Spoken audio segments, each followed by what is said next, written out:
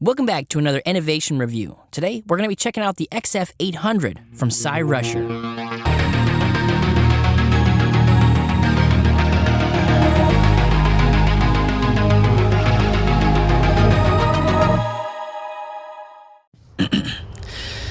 Ah, nature. What a beautiful, beautiful thing. Oh, that guy? That's me. I bet you're wondering, why is he so far up in the air on an e-bike that's not designed to be that far up in the air? Well, in order to answer that question, we're going to have to go back, way back.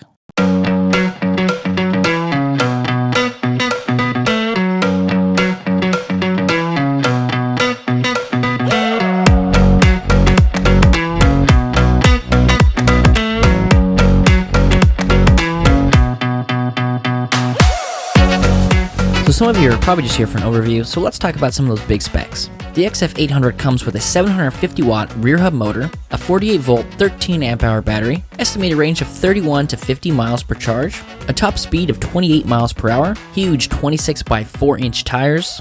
It comes with 7 speeds and hydraulic disc brakes with 205mm pads both on the front and the rear. Next, let's talk about the looks. The Cyrusher XF800 is very similar to a lot of its brothers and sisters in the fact that the paint jobs on this one are awesome. Every single Cyrusher we've got our hands on pretty much just pops and has a very unique vibe about it. This one is no different. The XF800 comes across as a mountain bike, but with these bigger, beefier tires and kind of this meaner look to it, it really does seem like it's meant for some different terrains other than just your typical mountain bike trails. Now, it is a little bit on the heavier side, right around that 65-pound mark, so it's not something you'd want to take off jumps. I mean, I would, but it's not something you'd want to take off jumps. But with those big old tires, it really can handle a lot of different terrains. Though this is something that is probably best suited for maybe those hard-packed trails, there's no reason you couldn't dip off the hard-beaten path to find a little adventure out there. So from a looks perspective, I pretty much agree with everything that they wanted to do with this bike. I may suggest doing maybe an all-black front fork. That might be kind of interesting, but other than that, really no complaints here. I think it looks sweet. And as usual with the Cyrushers, it is quite a head-turner when you're stopped at a stop sign or something like that. Next, let's talk about who this bike might be for. The recommended rider height here is pretty much the average, pretty much what every e-bike distributor says. And normally with these big fat tires, in my opinion, it makes it a little bit harder for maybe people towards that 5'4", 5'6" to ride the bike. But in my experience, I was able to raise the seat up a little bit higher than I had anticipated for it to fit me well. And so I think towards that 5'6", 5'5" person, they may be able to ride this bike. Probably the lowest I would go is 5'6", but you know, if you were scrappy, maybe 5'5", you could do it. So a little bit of a departure there from a lot of the fat tire bikes, where normally they say 5'6" to 6'2". I think with this one, saying 5'6" is probably a pretty good estimate. The max total weight capacity is 330 pounds. That is you or anything that you're taking along with you. And last but not least, let's talk about the geometry measurements. So we've got a 21-inch reach, a 31.5-inch standover height, a 19-inch minimum saddle height, 29.5-inch maximum saddle height. The widest part on the bike is the handlebars, and they measured it at 25.75 inches. We've got a wheelbase of 49 inches and an overall length of 75 inches. And if there's a particular color you like, this one comes in 4 flavors. We've got the red one, like the one that we reviewed. We've also got white, blue, and green to choose from. Next, let's talk about the motor. The motor we have here is a 750 watt rear hub Bafang motor. We've tested a bunch of these 750 Bafangs in the past, and this one is no different in my opinion. When we were in pedal assist, we were able to get a lot of responsiveness out of this motor. I felt like it was half a turn to 3/4 of a turn before the motor would start to kick in. And when it kicked in, it wasn't like it jolted or was lacking. It definitely felt like the motor was coming on, and it gave us a nice power acceleration as we were using those pedal assists.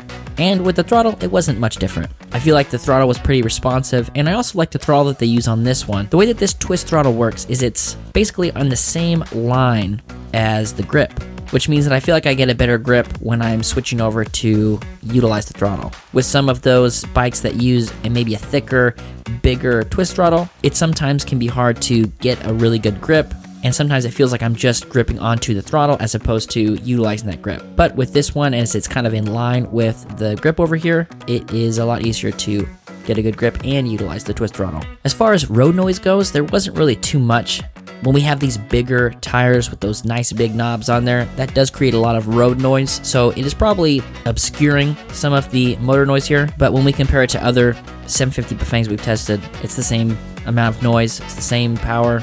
It seemed like it was configured pretty well. So all in all, it handled itself really well, and I feel like it fits well on this bike. At this price point, it's a pretty solid go-to 750 watt Bafang motor. Next, let's talk about the battery. So the battery we have here is 48 volts, 13 amp hours, 624 watt hours. A 13 amp hour battery is pretty much the median when it comes to e-bike batteries at this price range. We've seen some that are 9, 10. We've also seen some, 15, 17. So having a, 13 amp hours here is not that big of a deal. It is lockable and removable, which is something that I really like. We don't have to leave the keys in when we're operating the bike, so that's a plus. It also has a quick readout, so we can press the button here up at the top, and it will show us how much battery is left. Now, this is just an estimation, but it's nice if you go on there, you say, hey, I got 4 bars, I got 3 bars, or if you just see the red dot, you're like, oh, I should have charged it before I needed to use it. We've also got a USB port here on the side, so that's pretty handy if you need to charge a phone or a GPS unit or something like that. You could use the battery. The battery comes in weighing 7.63 pounds as we weighed it here in the studio, and that's a little bit higher than the median, I would say, but very manageable, and the battery is kind of short and stocky, if that makes sense. Some of the batteries that we've seen are a little bit longer and thinner. This one is a little bit shorter, squattier, a little beefier, so all that weight's kind of in a smaller spot, making it easier to handle with one hand. Now, once the battery is fully charged, which takes about 5 hours, maybe 6 hours, depending on how drained the battery is, you should be able to get 31 to 50 miles per charge. It's probably going to be closer to 25 to 45, and that's just based on my guess from us riding it around and doing the testing we were doing. We by no means charged it up fully, used nothing but pedal assist level 5 and the throttle to test that out. However, based on the battery that we went through during the time that we were testing it, I think that 25 to 45 is probably a pretty good guess. Next, let's talk about the brakes. The XF800 utilizes hydraulic disc brakes, which is nice to see, especially at this price point. It also includes, and this might be my favorite part, 205mm discs both on the front and the rear. When I was studying the bike before I received it, I thought that was maybe a typo, maybe that was an accident. But once we got it here, you can tell the difference between the 180mm disc brakes and the 205mm disc brakes. They're much bigger. So right out of the box, the only thing we had to do was adjust that front brake just a little bit. And normally that's something I have to do on bikes, so I'm not sure if it's just bikes that get shipped have to be adjusted a little bit, or I'm just the worst person at putting on the front wheel. I don't know. It could be either way. So all in all, the brake system here functions really well. I was able to stop in various terrains, various inclines, dirt, grass, loose gravel, concrete, you name it. I was able to stop on it fairly well. Next, let's talk about the gears. The XF800 is a 7-speed, and up here on the right-hand side, we have got this Shimano SIS Index shifter. As you know, big fan of these shifters. Super easy, super simple, and that's the way it should be.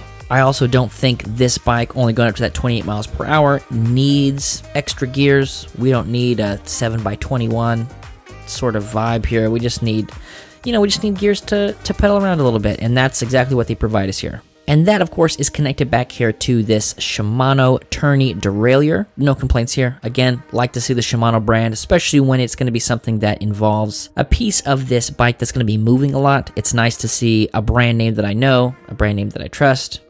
Tourney is one of the lower end Shimanos, but it's still a Shimano, meaning that it's got that quality control and it's going to do the job for us. And sliding up to the front, we have got these 170mm unbranded cranks and these Wellgo pedals. Not too much of a chain guard back there, but that aluminum does stick out quite a bit. And even though it's not going to protect some grease or something like that from getting on my pants, it is going to protect the chain if I were to hit a rock or something like that. And I've hit some rocks with it, and it does damage to the rocks before it starts to do damage to that. So I don't know how fast you'd have to be going, smashing into a rock to do some damage to that, but I recommend not doing that. I recommend not riding this bike, or any bike, very fast and smashing into rocks. Yeah, that should be a disclaimer we put on all our videos. Do not ride fast into rocks. Thank you. Have a great day. Next, let's talk about some of the extras that ship on this bike. Up front, we have got this detachable 250 watt lumen front light. The light itself is not anything to write home about. It's a 250 lumen light. We've seen it on a lot of these different bikes. It definitely does the job. I don't know if it's bright enough to be my only source for riding at night. However, from a safety perspective, it is nice that we have this front light. Then we have these fenders. The fenders here I think are pretty cool. Both of them are fairly adjustable, so we can kind of adjust how they sit on the bike, which gives us an opportunity to maybe form a look a little bit, but it also allows us to put them where we think that they're going to do the most good for us. And even when I was jumping around, the fenders stayed in the spot where I put them, so they're fine. They're there. They're doing their things. They look cool. They're made out of this thicker plastic material, which is something I like. I usually comment on plastic versus metal. I like it. I live close to the bay. We get a lot of corrosion stuff over here, so a scratch on a metal fender is more or less a death sentence, honestly. Next, let's talk about the essentials. The XF800 comes with everything you need to put it together, except for a Phillips head screwdriver. That's the only tool that I had to get from my own tool belt to finish the job, which isn't a big deal. Most people have one of those. So I give them a 9 out of 10 there. I don't normally do rating systems, but I guess I do rating systems now. 9 out of 10 assembly for the assembly. 9 of them out of 10 of them. It came with 2 keys, which is good. Gotta have keys to get the battery out. It came with a charger, which is good. You gotta have a charger to charge it up.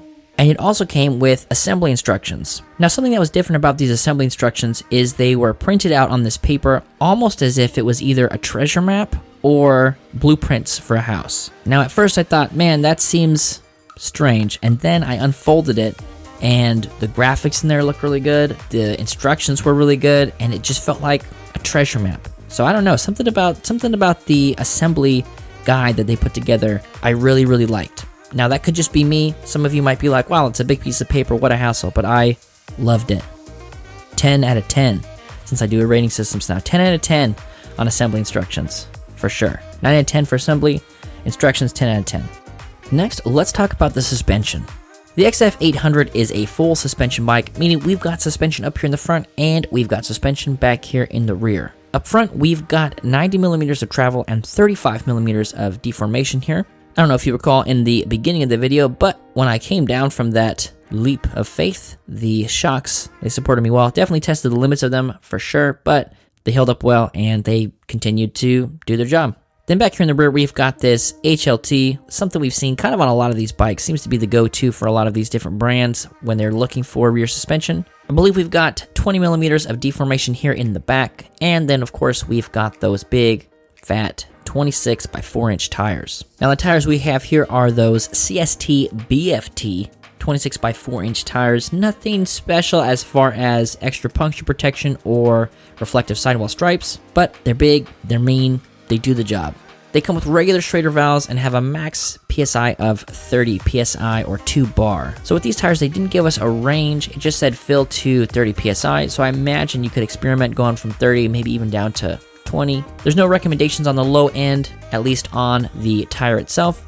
But, you know, there's probably something you could experiment if you were on sand or snow or something that's a little bit softer, something where you want to get a little bit more traction. Next, let's talk about the controls. The controls here are very simple. We have got this 3-button keypad on the left with an up, down, and power button. Now you'll notice that everything is in kilometers per hour and Celsius, and you're thinking, wow, maybe he finally learned kilometers and Celsius, and I did not. The truth is, I couldn't figure out how to put it in miles per hour. I'm sure it's very easy. I'm sure I could have Googled it, but I did not. So I'm trying to be cultured is really what it is, you know. It comes across as laziness, but I'm trying to be cultured. The display here is going to show us quite a bit of things. It's going to show us our battery level in a 1, 2, 3, 4 bar format. We've also got the time that we've been riding. It's going to show us our kilometers per hour. It might show us miles per hour, I don't know. And then middle right, we have got the watts that we're pulling, which is nice if we're trying to figure out, you know, how many watts we're pulling. Obviously, that's what it's for. So yeah, if you want to figure out what watts you're pulling, you look at that one. It's going to tell us our total distance, again, in kilometers, because I know those now. And it's going to tell us the temperature. Now, I'm not 100% positive if it's going to be the temperature outside or that's the temperature of the motor. I am unsure. However, it is going to tell you a temperature. So you're getting information. I'm not sure how you're going to use it or what have you, but there it is. Now, the readouts here are very simple. Over here on the left is going to show us our level of pedal assist, which is big and it's nice. The screen in general, honestly, is pretty big and easy to read outside. And then to adjust pedal assist, you're going to press either up or down on the keypad over on the left-hand side. And that pretty much covers it for the nuts and bolts of the bike. So I'm going to send it outside to myself in the past for the ride test.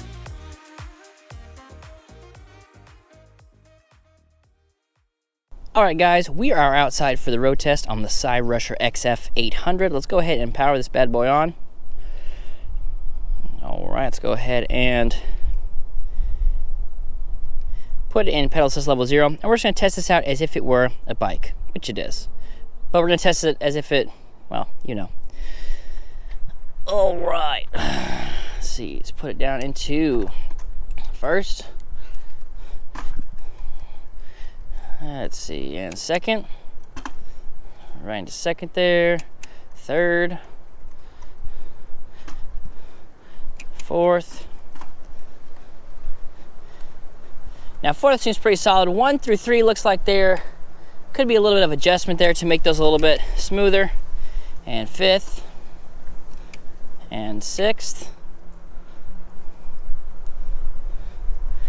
And seventh. Yeah, 7th is nice. Now, one thing that's nice here is we do have the miles per hour, well, in this case, kilometers per hour, displayed here when we are just using the bike without the motor. We usually talk about sometimes bikes don't have that, sometimes they do. Nice to see that it's included here. Go ahead and do a little braking test here. Oh, yeah. Oh, yeah.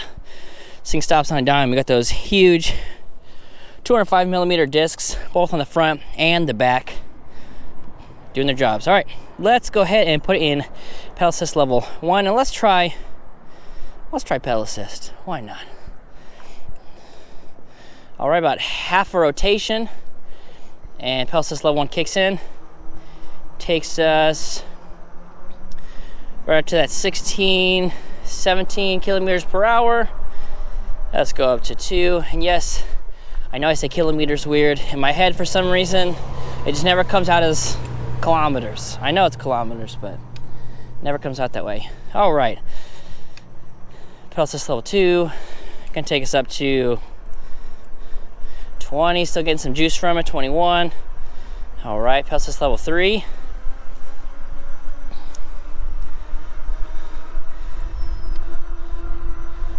Gonna take us up to that 30 kilometers per hour. And pedal assist level 4.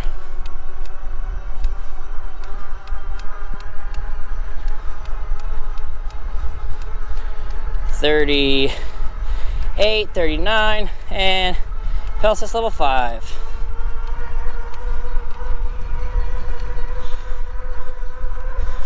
Look at that, 45, 46.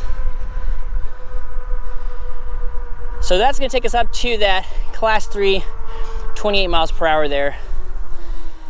And it got there fairly easily. Again, even with pedal assist level 5, half rotation, 3/4 rotation. And it's giving us that power nice and evenly, which is nice. Sometimes we'll have some that even if they're pedal assist level 5, might be a little too violent for slower speeds.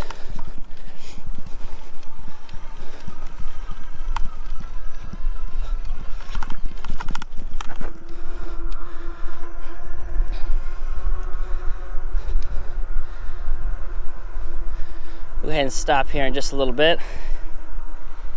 And let's try the throttle out.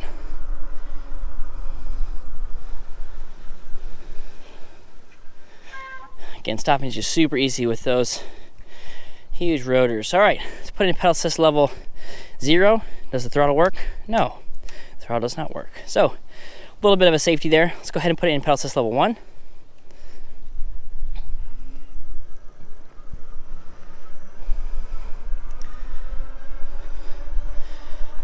And take us to 28 kilometers per hour. Pedal assist level 2. So, we do have a little bit of control over the pedal assist speed over here, so we don't have the full access to the throttle right at the gate, so we can adjust that as we go up. So we're in level 3 now. We're hitting about that 40 kilometers per hour. Level 4. Slowing down a little bit. I need to be reckless around here. All right, so 4. It's getting us up to 40, 41, 42. All right. Go ahead and slow down for this corner and adjust the camera. So as much as you guys love looking at my very pasty legs, that's probably not what you came for. And let's put it in pedal assist level 5, which will open up right after we pass this pedestrian. And remember, when you're out there riding an e-bike, you're the face of the company, all right? The face of the brand. E-bikes. All right, pedal assist level 5. We're going a little bit of a headwind here, but she's still picking up speed.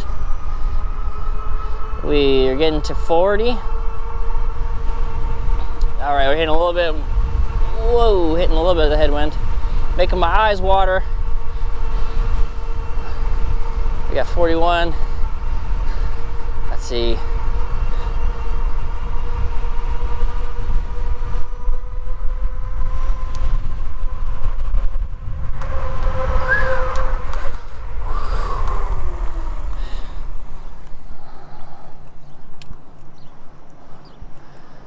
All right, so the throttle, it works. And I believe it gets us all the way up to those 45 kilometers per hour there, which is gonna be that 28 miles per hour USD. That's the US distance, for those of you who was wondering.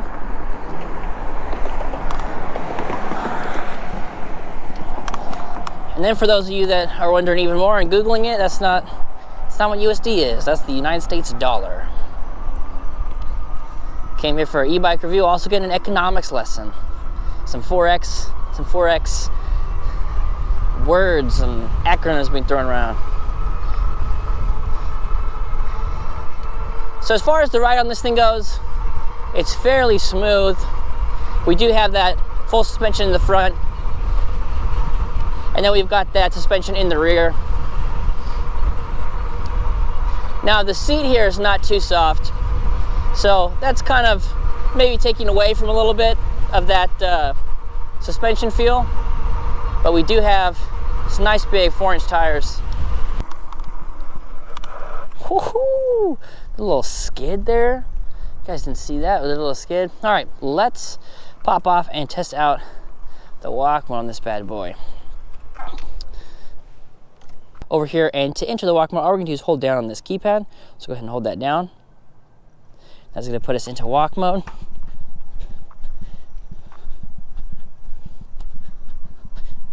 A little bit of a brisk pace, but not too bad. And if we want to get out of here, all we have to do is let it go and it turns off. There are some of these where you can hold it down and let it go. It kind of has a bit of a cruise control, but with this one, as soon as you let go of it, you're out of it, which is nice, so you don't run into a car or a building or something. Now, the moment you've all been waiting for. Why was I up in the air? What am I doing? What's the point of this video? Well, the point of this video is a review, so basically I'm just reviewing the bike, but I couldn't help myself but to take it off a few jumps here. So I'm going to show you my 3 attempts here, and then I'm going to cut to somebody who's riding a bike that's meant to jump bikes, and I want you to tell me if you can spot the difference. Hint, his is much lighter than mine. That's pretty much it. That's the hint. His bike's lighter. He flies through the air. And, well, you'll see. I'll let you do a comparison. All in all, the XF800 is cool to look at. Got a very responsive motor here in the back. It can jump. It's not recommended, but it can jump if you need to. It's got a big enough battery to allow us to do some decent riding. And overall, I give it an 8.5 out of 10 because I do rating systems now. If you pay attention in the front, like we're doing rating systems, I guess.